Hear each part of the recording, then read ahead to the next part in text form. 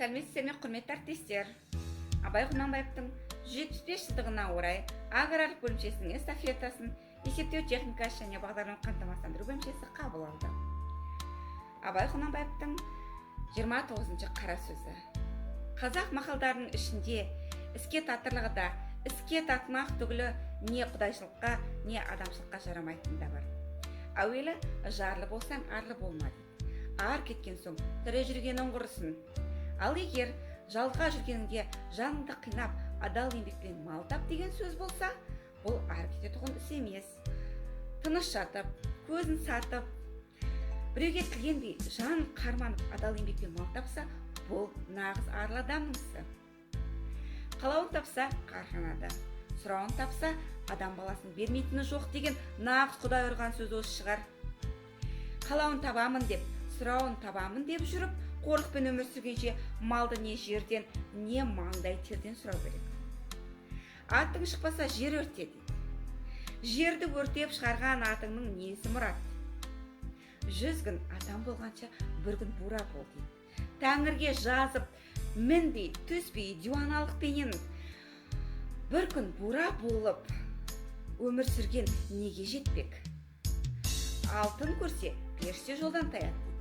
Періштеден садаған кеткір. Періште алтынды қайтсын. Өзіңнің көрсе қызар сұмдығыңды қостағаныңда. Атанадан мал татты, алтын үйден жан татты. Атанадан малды артық санаған, ант ұрғанның тәтті дерлік жаны бар ма? Бәрінен де қымбат ата-ананы малға сатқан нағыз арсыздың ісі емес пе? Ата-анасы мехнаттанып, бар дүниесін мал жинаса да, дүние жинаса да, артымдағы балаларыма қалсын дейді.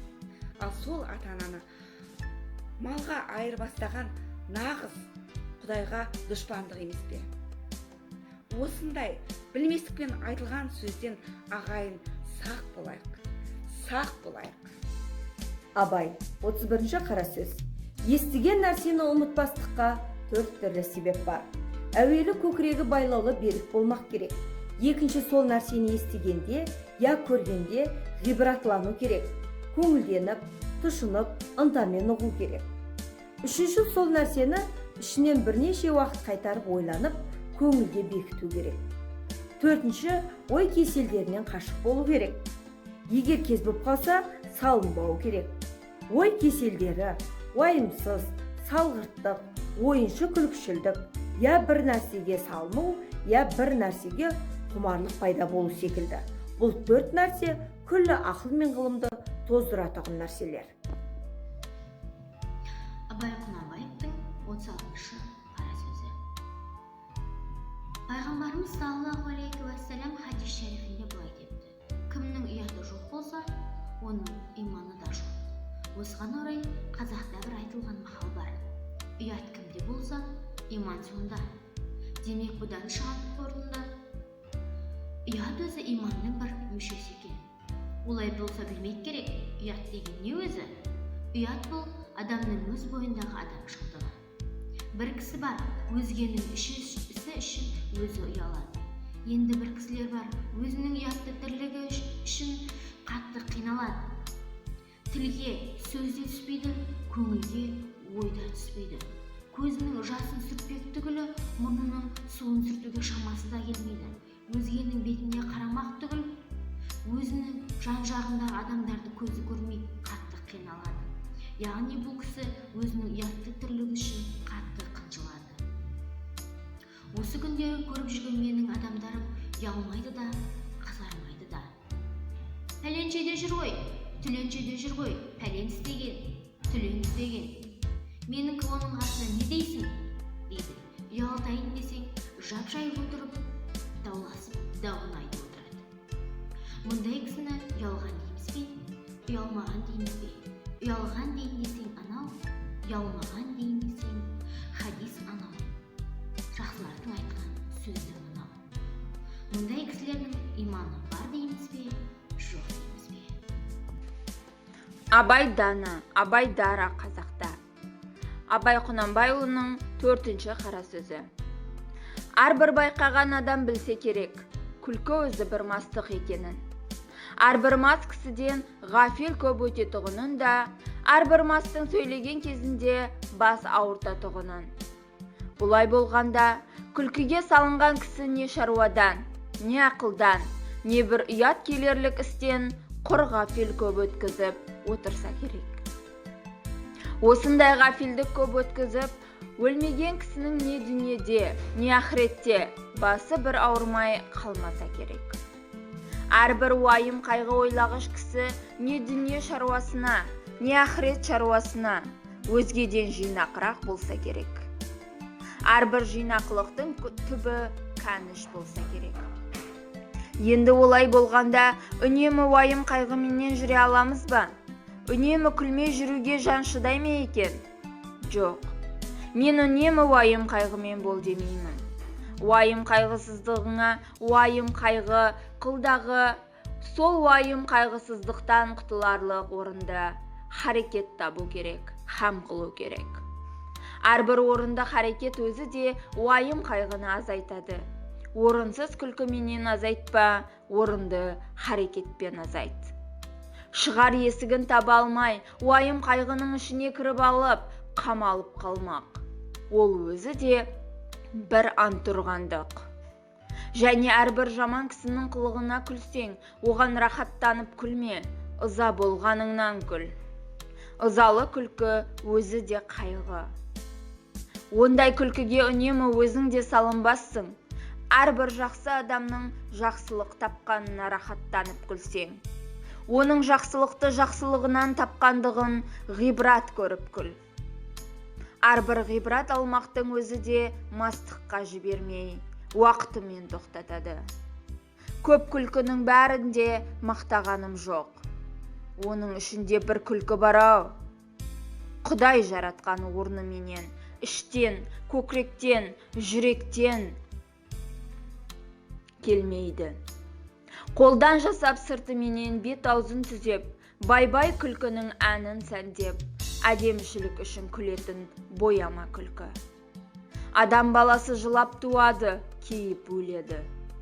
Екі ортада бұл дүниенің рахатының қайда екенін білмей, бірін-бірі аңдып, біріне-бірі мақтанып, есіл өмірді ескерусіз, босқа, жарамсыз қылықпен қор етіп өткізеді де, таусылған күнде бір күндік өмірді бар малына сатып алуға таба алмайды. Қулық саумақ, көз сүзіп, тіленіп, адам саумақ, өнерсіз иттің ісі. Әуелі Құдайға сыйынып, екінші өз қайратыңа сүйеніп, еңбегіңді сау, еңбек қылсаң, қара жер де береді, құр тастамайды. Абай Құнанбайұлы 14-ші қарасыз. Тірі адамның жүректен аяулы жері боламыз. Біздің қазақтың жүректі кісі дегені батыр кісі деген. Оның басқа жүректің қасиеттерін анықтап білеміз. Рахымдылық, мейірбандылық, әртүрлісе адам баласын өз бауырым деп, өзіне ойлағандай, оларға да болса иіледі демек. Бұлар жүрексі. Асықпа жүрексі. Тіл жүректің айтқанына көнсе жалған шықпайды. Амалдың тілін алсаң, жүрек ұмыт қалады. Қазақтың жүректісі мақтауға сыймайды. Айтқанға көнбіш, уағдада тұрғыш, бойын жаманшылықтан тез жиып алғыш, көштің соңынан ере бермей, адасқан көптен атының басын бұрып алуға жараған. Әділетті, ақыл мойындаған нәрсеге, қиында болса мойындау, әділетті, ақыл мойындамаған нәрсеге, оңайда болса мойындамау, ерлік, батырлық. Осы болмаса, қазақтың айтқан батыры әнші, жүректі емес, қасқыр жүректі деген сөз. Қазақта болса адам баласы ғой. Көбі ақылсыздығынан азбайды. Ақылдың сөзін ұғып аларлықтай жүрек жігер, қайрат, байлаулықтың жоқтығынан азады. Білімді білсе де арсыз, қайратсыздығынан ескермей ұстамай кетеді. Жаманшылыққа бір елігіп кеткен соң, бойын жиып алып кетерліктен қайрат қазақта кем болады.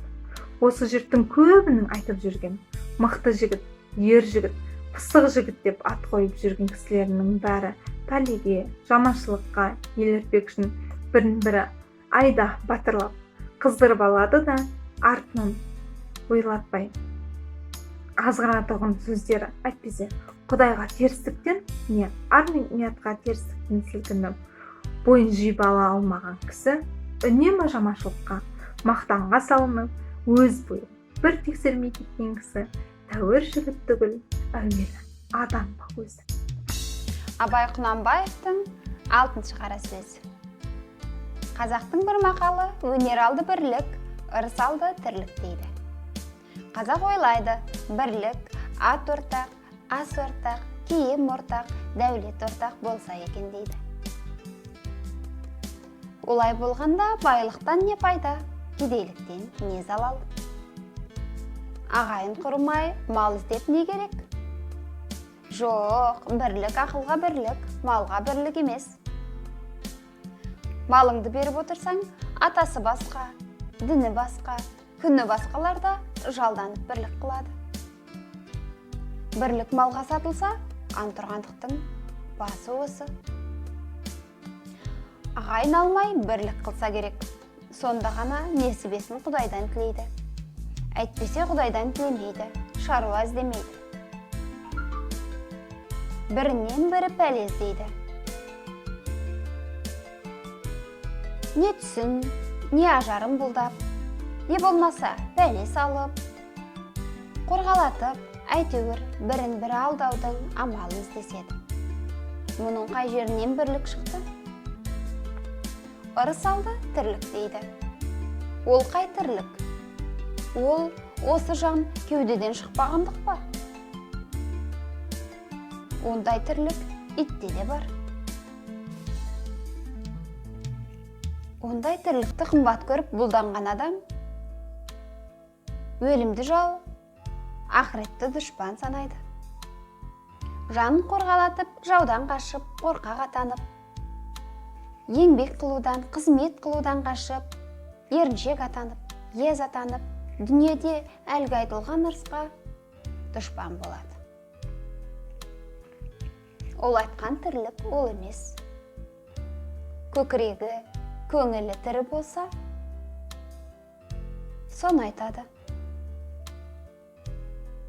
Өзің тірі болсаң да, көкірегің өлі болса, ақыл табуға сөзі қалмайсың. Адам еңбекпен ерінбей жүріп, мал табуға жігер қыла алмайсың. Кеселді жау, қылжақпас, әзір тамақ, әзір ас, сырттан пысық, ісің наз, артын ойлап, ұялмас болып жүріп, тірімін деме. Одан да Алла жіберген бұйрықта өлімнің өзі артық. Абай Құнанбаев 20-шы қара сөз. Тағдырдың жарлығын білесіздер, өзгерілмейді. Пендеде бір іс бар, жалығу деген. Ол тағдырда адаммен бірге жаралған нәрсе, оны өзі тапқан емес. Оған егер біріксе, адам баласының құтылмағы қиын. Қайраттанып, селкіп тастап кетсең де, ақырында дағы келіп жеңеді. Ақылы түгел ойлы адамның баласы байқаса, осы адам баласының жалықпайтұғын нәрсесі бар мекен? Тойдан да, ойыннан да, күлкіден де, кербездіктен де, мақтаннан да көңіл аз ба көп пе жалығады. Оның үшін бәрінің ғайбын біледі, баянсыздығын көреді, көңілі бұрынғыдан да суи бастайды. Дүние бір қалыпты тұрмайды, адамның қуаты, ғұмыры бір қалыпты тұрмайды. Әрбір мақұлыққа Құдай тағала бір қалыпты тұрмақты берген жоқ. Енді көңіл қайдан ғана бір қалыпты тұра алады. Бірақ жалығу деген әр нәрсені көрген, көріп білген, ғұмырының баянсыздығын біліп жеткен ойлы адамнан шығады. Соншалықты ғұмырының баянсыздығын, дүниенің шолақтығын көрген білгендер ғана тіршілікте жалықса болады. Бұлай болғанда ақымақтық та, қайғысыздық та бір ғанибет екен деп ойлаймын. Абай Құнанбаев 16-шы қара сөз. Қазақ құлшылығын Құдайға лайық болса екен деп қам жемейді. Тек жұрт қылғанды бізде қылып, жығылып, тұрып жүрсек болғаны дейді. Саудагер несиесін жия келгенде, тапқаным осы, біттім деп, алсаң ал, әйтпесе саған болар, жерден мал қазан ба, етіғыны болушы еді ғой. Құдай тағаланы дәл сол саудагердей қыламын дейді. Тілін жаттықтырып, тілін тазартып, ойланып, үйреніп әлек болмайды. Білгенім осы, енді қартайғанда қайдан үйрене аламын дейді. Оқымадың демесе болады тағы. Тілімнің келмегенін қайтушы еді дейді. оның тілі өзге жұрттан бөлекше жаратылып па? Иә, біз бұл эстафетаны әкімшілік құрамға жолдаймыз.